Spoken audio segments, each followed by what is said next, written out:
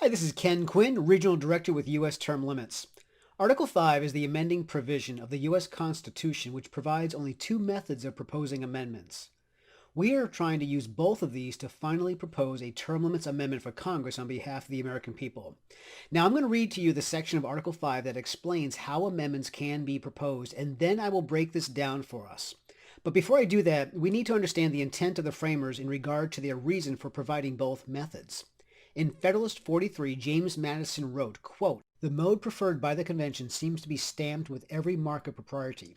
It guards equally against that extreme facility which would render the Constitution too mutable, and that extreme difficulty which might perpetuate its discovered faults. It moreover equally enables the general and the state governments to originate the amendments of errors as they may be pointed out by the experience on one side or on the other." Unquote. Since 1789, only Congress has proposed amendments, and unfortunately this has created unfounded fears of the alternative method, which has resulted in a reluctance by the state legislatures to check the abuse of power and overreach of the federal government. Now let's read the text of Article 5 with the understanding that the two methods are equal as Madison stated. We will then take a quick look back at history, use a little common sense, and see how clear Article 5 really is.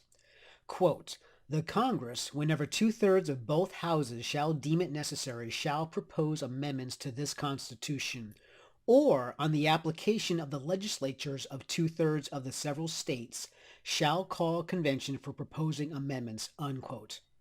Question. Since the text of Article 5 refers to amendments, plural, for both Congress and the state legislatures, does that mean more than one amendment must be proposed? Answer. No, of course not. Congress has proposed 33 amendments, with 27 of those being ratified by the necessary 3/4 of the states. Only the first 12 amendments were proposed at the same time in 1789, and 10 of those were ratified in 1791, known as the Bill of Rights. The remaining 21 amendments were all proposed individually. Since proposing amendments are equal, that means the state legislatures can apply for a convention to propose multiple amendments or a single amendment, and this is determined in the scope of their applications submitted by two-thirds of the legislatures.